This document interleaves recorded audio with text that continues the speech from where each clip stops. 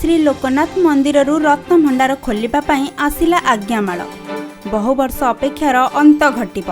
गोटे पटे जस्टिस विश्वनाथ रथଙ୍କ अध्यक्षतार रत्न भंडार खोलिबा पई बैठक चलिथिबा बेले अन्य पटे श्री लोकनाथ मंदिर आज्ञामाल आसी श्रीमंदिर रे पहुंचीछि। सेवायत माने आज्ञामाल धरी श्रीमंदिर रे पहुंचीछंती। महालक्ष्मी बाबा लोकनाथ और माँ विमला आशीर्वाद नहीं 46 वर्ष पर रत्न भंडार खोल। रत्न भंडार खोलिबा समय रे सिंह द्वार छड़ा अन्य 3 द्वार बंद रहिबो। रत्न भंडार चाबी न मिलिले डुप्लिकेट चाबी रे रत्न भंडार खोलिबा पई चेष्टा करा जिवो। जदि ताला न खोले तेबे रत्न भंडार ताला भंगा जिवो बोली निष्पत्ति निया जायछि। कड़ा सुरक्षा बलय रे रत्न भंडार खोलिबा सहित अलंकार गुड़िक गणति करा जिवो। दीर्घ 46 वर्ष पर रत्न भंडार खोलिबा विषय समस्तक मनरे एक आग्रह सृष्टि करिछि। तेबे केउ माने रत्न भंडार भितर को जिबे से नै मध्य एसओपी प्रस्तुत होइछि। तदारक कमिटीर 2 जण जिल्लापाल ताला भंगा टीम एएसआई टीम भंडार मेकअप तौड़करण रत्न भंडार भितर को जिबे। सेहीपरि रत्न अलंकार रखिबा पई मंदिर भितर स्थान चिन्हट होई सारिछि। एने सूचना देइछन्ति तदारक कमिटी अध्यक्ष जस्टिस विश्वनाथ रथ। महाप्रभु रंग हुए बनक हुए महाप्रभु नेत्र उत्सव हुए फिर वार्षिक पूजा तांकर चले। तेणुक पितल मूर्तिर आखि जदि लिभि जाए सी विघ्न हो जाती। तेणुक आमर प्रमाण रही कौ मूर्ति केते केते दिन केते केते समय प्राण कारण आज्ञामाल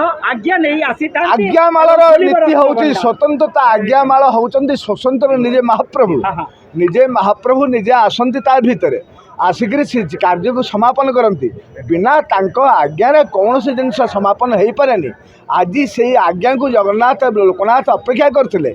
आज समस्ते से कार्य को सुचारू रूप से जो जो भक्तगण बा जो बुद्धिजीवी माने जो प्रशासनिक अधिकारी माने जो राष्ट्र अधिकारी माने ये मत व्यक्त दे प्रकाश कर जाइए। तेणुक आमे देखिलु जे सेमानक पाखरे नम्रता भावर जागरण है। तेणुक प्रभुंकर भक्ति आसिले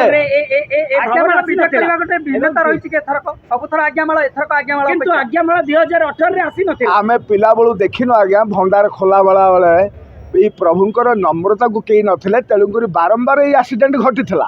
तेणुक आजिर विश्वास आजिर आत्मविश्वास मोर निजर कहूँ जी प्रभुंक पाखे शरणार्पन्न हो प्रभुंकर श्रीजीव चरणार बिंदे नतमस्तक हो ये जो कार्य करा ये कार्य निश्चिंत भाव में सुचारू रूप से आगू को बाट कह ये गोटे स्मरणीय हम ये गोटे मुख साक्षी हम आउ समस्त जनता जनार्दन जो आशा पाखी रखी थे भंडार भितर काले कौन चोरी हो कड़े पड़ी हजि जा भंडार भितर पानी गलुची विभिन्न प्रकार समस्या पर आप मीडिया भाई मैंने वक्तव्य व्यक्त करते आलोचना करते पर्यालोचना होते।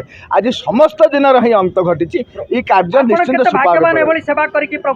आम चरणार बिंदे कोटि कोटि प्रणाम करुँ। जगन्नाथ महाप्रभु लोकनाथ महाप्रभु आमको सेवक कूल जन्म देती।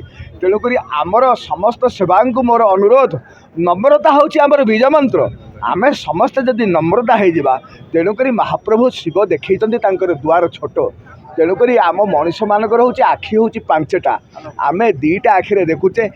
जितेबाला आखि की बंद कर कड़े जावाई नेत्र को देखुचे 2 आखि बंद हो तृतीय लयन खोलुची किंतु आउ जड़े गुप्तर आखि अच्छी सी आखि जोड़िक आमर 2टा बुढ़ा आंगुठी अच्छी सी आम 3टा आखि आउ 2टा आखिर मिलन हेले पंचानन को मिलन है। तेणुक आम शिवंग मंदिर को गला बेले मुंड को नुहाई कर जाऊ। तेणुक 5टा आखिर मिलन से है आम नम्रतार आचरण नौ तापर दर्शन कर आसला पर सब भूली जाऊ। तेणुक आम जदि नम्रता को मूल मंत्र कर रखा आम सेवक कूल जन्म समस्त आमको सम्मान दुख उद्धार हुए पंचतत्वर दर्शन मिले पंचानन को दर्शन प्राप्ति है। पंचामृत पादुक आमको सेवन करिया पड़े।